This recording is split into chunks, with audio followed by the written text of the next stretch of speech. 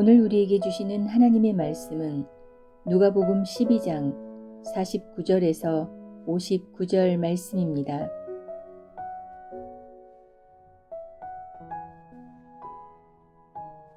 내가 불을 땅에 던지러 왔노니 이 불이 이미 붙었으면 내가 무엇을 원하리요? 나는 받을 세례가 있으니 그것이 이루어지기까지 나의 답답함이 어떠하겠느냐? 내가 세상에 화평을 주려고 온 줄로 아느냐? 내가 너희에게 이르노니 아니라 도리어 분쟁하게 하려 함이로라. 이후부터 한 집에 5사람이 있어 분쟁하되 셋이 둘과 둘이 셋과 하리니 아버지가 아들과 아들이 아버지와 어머니가 딸과 딸이 어머니와 시어머니가 며느리와 며느리가 시어머니와 분쟁하리라 하시니라. 또 무리에게 이르시되 너희가 구름이 서쪽에서 이는 것을 보면 곧 말하기를 소나기가 오리라 하나니 과연 그러하고 남풍이 부는 것을 보면 말하기를 심히 더우리라 하나니 과연 그러하니라. 외식하는 자여, 너희가 천지의 기상은 분간할 줄 알면서 어찌 이 시대는 분간하지 못하느냐? 또 어찌하여 옳은 것을 스스로 판단하지 아니하느냐?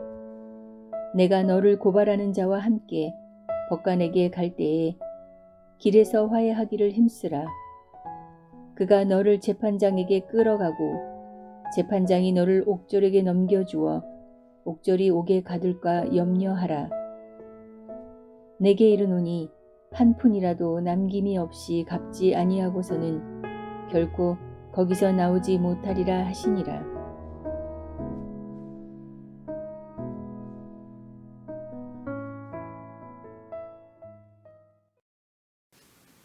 오늘 본문은 예수님께서 이 땅에 오신 목적이 불을 던지러 왔다라는 말씀으로 시작합니다. 오늘 본문의 첫 절인 누가복음 12장 49절입니다. 내가 불을 땅에 던지러 왔노니 이 불이 이미 붙었으면 내가 무엇을 원하리요? 이 불은 성령을 가리키는 것으로서 예수님께서는 자신의 사명이 성령의 불을 세상에 붙이는 것이다 라고 하셨습니다. 그리고 사명을 이루시는 것이 가장 큰 소망이라고 하셨습니다. 이 불이 이미 붙었으면 내가 무엇을 원하리요?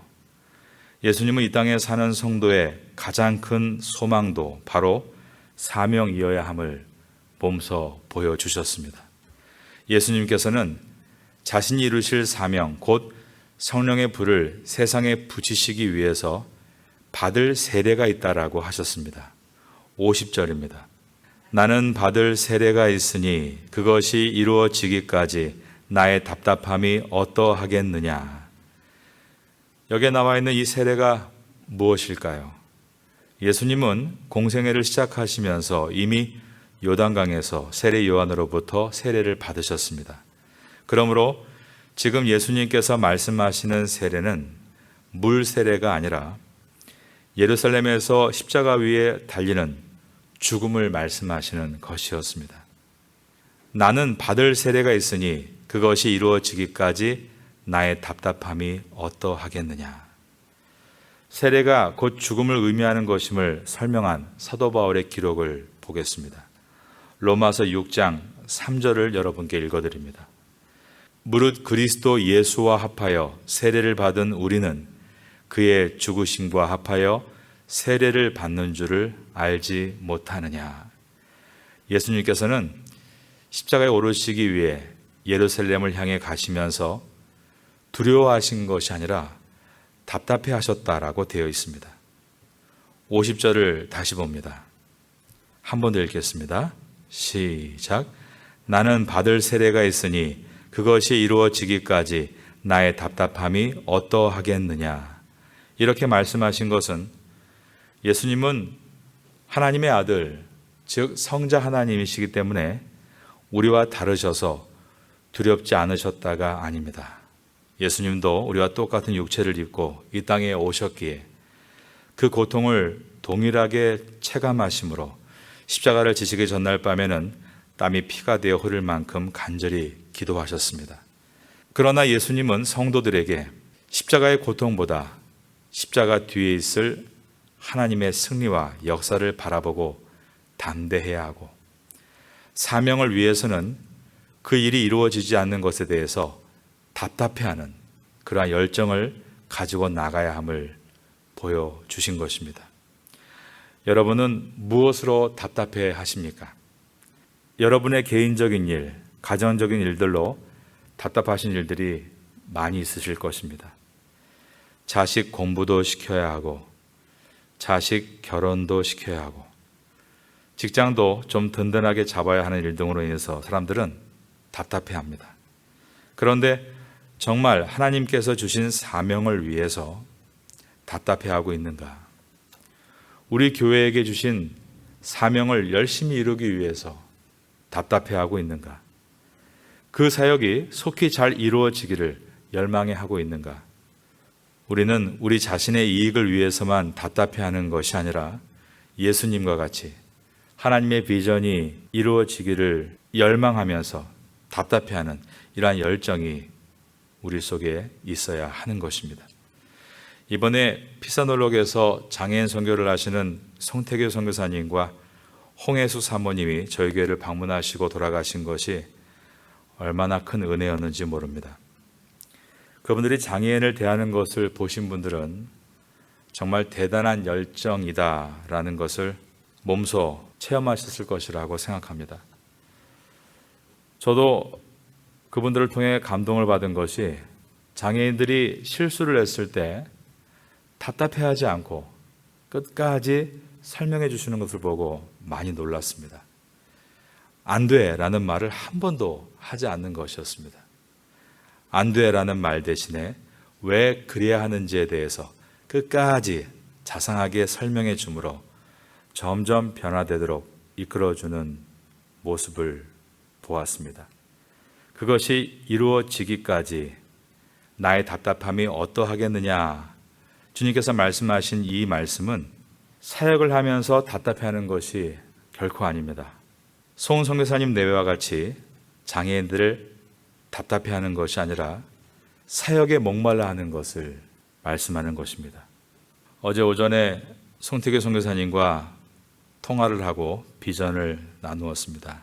그러는 가운데 재미있는 말씀을 하나 해주셨습니다. 우리 원생들은 아침에 일어나면 똑같은 옷을 입고 나와야 한답니다.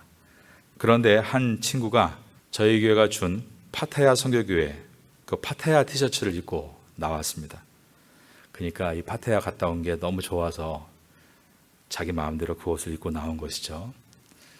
그래서 그거를 안 돼라고 하지 않고 계속 설명을 했다는 것입니다. 그런데 고집이 세서 그 옷도 벗지 않고 계속 버텼는데 그날 공부하는 내용이 요나서의 한 부분이어서 요나를 한참 설명해주고 요나가 하나님 앞에 순종하지 않고 다른 길로 가려 하다가 물고기 뱃속에서 많은 고통을 당했다. 자, 이제 우리 한번 누가 요나인지 제비를 뽑아보자. 그리고 제비를 접어서 뽑았는데 그 말 안 듣는 친구가 뽑은 겁니다. 얼굴이 빨개져 가지고 이제 안 그러겠다고 했다는 그런 재미있는 간증을 어저께 들었습니다. 홍혜수 사모님은 오전과 오후에는 아예 전화를 받지도 않습니다. 왜냐하면 완전히 사역에 100% 집중하시느라 장애인들과 집중해서 함께 계시다가 늦은 저녁 때야 전화 온 것에 대해서 또 답을 주시고 그리고 눕자마자 잠이 든다고 합니다. 그분의 간증을 들어보면 과거에는 몸이 허약 체질이라 정신적으로 육체적으로 항상 잔병들이 많았다고 합니다. 그런데 지금은 그런 잔병이 아예 없고 이제 70을 바라보시는데 어느 때보다도 가장 건강하다라고 간증하셨습니다. 다른 말로 얘기한다면 사역의 열정에 뜨겁게 타올라서 아플 새가 없다라는 말입니다. 그러므로 예수님께서 말씀하신 그것이 이루어지기까지 나의 답답함이 어떠하겠느냐, 이것은 비전에 대한 목마름, 사역에 대한 열정을 말씀하신 것이었습니다. 우리가 아픈 병도 낫고 환경도 회복될 수 있는 길은 주님의 비전을 다시 바라보고 목말라 하고 뜨거워지는 데 있는 것입니다. 먼저 주님의 나라를 구하면 그 외의 모든 것들을 해결해 주시겠다라고 약속해 주셨기 때문입니다. 저와 여러분은 예수님의 이 약속을 진정으로 믿고 이 말씀을 따라 진실되게 살아감으로 정말로 이 말씀이 어떻게 이루어지는가를 경험할 수 있게 되기를 주님의 이름으로 축원합니다. 부흥은 신비한 체험으로부터가 아닙니다. 부흥은 말씀으로부터입니다. 말씀이 귀에 들려지기 시작하고 말씀이 마음을 흔들기 시작하고 그 말씀에 순종하는 결단이 일어나서 하나하나씩 순종해 나갈 때 그때 기적이 일어나고 신비한 체험도 하게 되는 것입니다. 그리고 그 신비한 체험은 자랑이 되어서는 안 되는데 그 이유는 그것을 자랑하는 순간 또 왜곡되어 신비한 체험만을 바라는 무리를 만들기 때문입니다. 예수님께서 불쌍한 영혼을 사랑하셔서 기적을 행하시고 고쳐주셨지만 삶과 아무에게도 말하지 말라라고 하신 것을 기억하면서 체험을 자랑하는 것을 삼가하며 받은 체험과 능력을 신앙의 뿌리의 한 양분으로 잘 삼아 계속해서 말씀에 순종하고 사역해 나간다면 우리의 뿌리가 아닌 우리가 갖는 열매로 많은 사람들에게 하나님의 살아계심을 증거하는 성도가 될 것입니다. 우리 모두에게 이러한 은혜가 있게 되기를 주님의 이름으로 축원합니다. 예수님께서는 이 땅에 오신 목적이 불을 땅에 던지기 위해라고 하셨습니다. 이 불은 성령의 불이요. 성령의 불은 바로 거룩의 불입니다. 성령의 거룩한 불이 임하면 그것을 거부하는 사람들과 신앙관과 세계관과 그리고 물질관에서 갈라지게 되므로 분쟁이 일어나게 될 것이다. 51절입니다. 내가 세상에 화평을 주려고 온 줄로 아느냐? 내가 너희에게 이르노니 아니라 도리어 분쟁하게 하려 함이로다. 예수님은 이것에 대한 비유로 한 가정을 예로 드시면서 신앙으로 인한 분쟁에 대해 설명해 주십니다.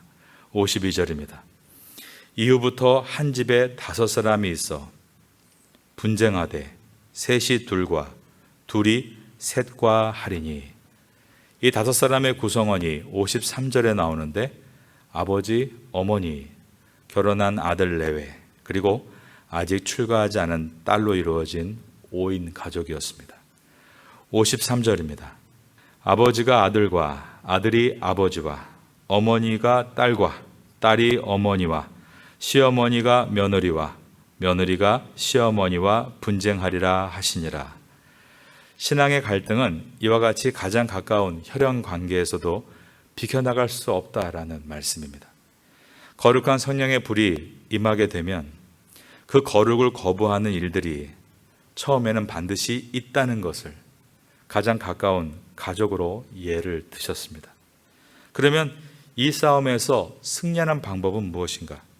예수님께서는 이 싸움에서 승리하는 방법은 오직 한 가지, 십자가라고 하셨고 그리고 그 승리를 직접 십자가에 오르심으로 보여주셨습니다. 예수님께서 말씀하신 승리는 때려서 승리하는 승리가 아니라 맞음으로 승리하는 것이고 책임을 지지 않으려고 잘잘못을 따져서 말싸움을 이겨서 승리하는 것이 아니라 책임을 대신 지려고 십자가의 길을 감으로 승리하는 것이고 폭력으로 승리하는 것이 아니라 사랑으로 승리하는 것임을 보여주셨습니다. 그러므로 패배를 모르던 바리새파의 떠오르는 별 사도 바울도 이 복음의 패고 온 세상을 폭력으로 지배하던 로마도 이 십자가의 복음에 패하고 말았습니다. 온 우주를 호령하던 사탄도 예수님께서 십자가에 오르시자 머리가 깨지고 패하고 말았습니다. 이 십자가의 불, 거룩의 불, 성령의 불은 기독교 2000년 역사 가운데 계속해서 타올라왔고 예수님께서 다시 오실 날까지 계속 타오르게 될 것입니다. 이러한 성령의 불, 거룩의 불, 즉 십자가의 불이 이곳 태국 파타야에 붙을 때 우린 그것을 부흥이라 부를 것이고 그리스도의 푸르는 계절이 시작이 될 것입니다. 우리는 그것을 사모하는 성도로 이 새벽에 일어나 새벽을 깨우며 주 앞에 기도하고, 그리고 이 파타야 땅에 믿음의 성도들이 점점 일어나서 불의를 거룩으로 태우고 죄악을 십자가로 태우며 미움을 사랑으로 태움으로 놀라운 부흥의 때가 오기를 기도하는 사람들입니다. 이 새벽에 기도하면서 또 이러한 부흥을 함께 중보할 수 있게 되기를 바라겠습니다. 54절부터는 예수님께서 지금 어떤 때인지를 분별하라라는 말씀입니다. 또 무리에게 이르시되 너희가 구름이 서쪽에서 이는 것을 보면 곧 말하기를 소나기가 오리라 하나니 과연 그러하고. 유대인들에게 서쪽이란 지중해 바다입니다. 그곳에서 구름이 일어나면 비가 올 것이다라는 징조입니다. 55절입니다. 남풍이 부는 것을 보면 말하기를 심히 더우리라 하나니 과연 그러하니라. 유대인들에게 남쪽은 네게브, 뜨거운 사막입니다. 그곳에서부터 살랑 바람이 불어오기 시작하면 곧 뜨거운 기운이 불어닥친다는 징조입니다. 예수님께서는 이와 같이 기상현상을 통해 충분히 소나기와 더위를 예측할 수 있듯이 지금의 때가 어느 때인지를 예측할 수 있는데 그렇게 하지 않는 것에 대해서 책망하셨습니다. 56절입니다. 외식하는 자여, 너희가 천지의 기상은 분간할 줄 알면서 어찌 이 시대는 분간하지 못하느냐. 여기서 핵심 단어가 외식이라는 단어입니다. 외식은 하는 척 하는 것을 말합니다. 이 말은 실제로는 안 한다는 것이죠. 신앙은 믿음 생활입니다. 그런데 믿음이 있는 척하고 생활이 없을 수 있다는 말입니다. 그것은 신앙이 있는 척 하는 것입니다. 이것을 57절부터 구체적인 한 예로 말씀하셨습니다. 또 어찌하여 옳은 것을 스스로 판단하지 아니하느냐. 내가 너를 고발하는 자와 함께 법관에게 갈 때에 길에서 화해하기를 힘쓰라. 그가 너를 재판장에게 끌어가고 재판장이 너를 옥졸에게 넘겨주어 옥졸이 옥에 가둘까 염려하라. 그 당시 유대 사회는 하나의 항소 사건이 발생하면 최소 3명의 판사가 재판을 했습니다. 그런데 유대 사회에서 빚 때문에 재판을 받고 투옥되는 일은 없었습니다. 빚에 관한 문제는 재판에 회부되는 것이 아니라 회당을 중심으로 하는 유대 사회법으로 처리가 됐기 때문입니다. 그런데 예수님의 이 비유에는 판사가 한 명이 언급되고 있고 빚 때문에 투옥되는 일이 언급되므로 이것은 비유적인 환경임을 보여주십니다. 59절에는 한 푼이라도 남김없이 갚지 않으면 그 옥에서 나갈 수 없다라고 하면서 이 속에 다른 메시지가 있음을 보여주고 있습니다. 내게 이르노니 한 푼이라도 남김이 없이 갚지 아니하고서는 결코 거기서 나오지 못하리라 하시니라. 이 비유의 의미가 무엇인가? 여기서 한 푼이라고 번역한 헬라어는 우리가 알고 있는 화폐 렙돈을 번역한 것입니다. 렙돈은 이스라엘 땅에서 사용된 로마 화폐 중에 가장 작은 주화입니다. 태국에서는 붉은 작은 동전인 25사탕 혹은 50사탕과 같은 느낌입니다. 흘려도 태국 사람들이 줍지 않는 작은 화폐가 20하사탕, 하십사탕입니다. 정말로 지금이 회개하고 구원을 받고 새로워질 때임을 안다면 그렇게 외식, 즉 회개하는 척, 구원받은 척, 새로워진 척 하지 말고 흘린 25사탕, 50사탕도 알차게 줍듯이 알차게 진실되게 회개하고 구원의 확신을 받고 새로워져야 한다는 말씀입니다. 지금은 그럴 때라라고 하셨습니다. 그리고 정말로 예수님의 오심을 대망하는 목마른 성도라면 나에게 맡겨진 사역 또한 하는 척 하지 말고 정말로 적극적으로 찾아서 해야 한다는 가르침입니다.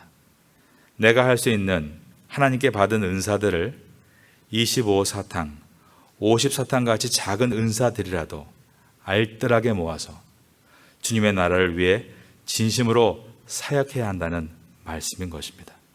한 푼도 다 모아서 갚고 주님의 심판의 보좌 앞에 서야 한다는 말씀입니다.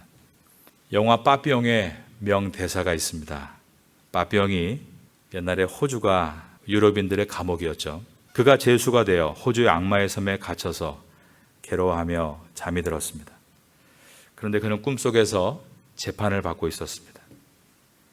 꿈속에서 판사는 그대는 유죄다라고 말했는데 그러자 빠삐용은 아닙니다. 나는 살인하지 않았습니다 라고 외칩니다. 정말 빠삐용은 살인자가 아니었던 것입니다.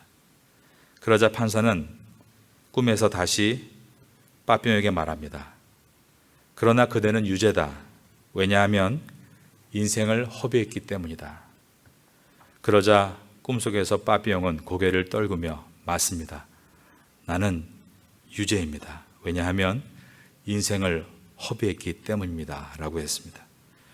우리에게 주어진 가장 귀중한 선물은 시간입니다. 시간의 주인이신 하나님께 한 푼인 한 랩돈과 같은 작은 시간도 허비하지 않고 주님의 영광을 위해서 사용되기를 사모한다면 우리의 믿음의 눈은 새롭게 열리고 우리가 해야 될 사역들이 눈에 보이게 될 것입니다. 세월을 아끼라는 오늘의 가르침을 기억하면서 우리에게 맡겨주신 남은 날들에 주님의 큰 은혜가 임할 수 있게 되기를 예수님의 이름으로 축원합니다.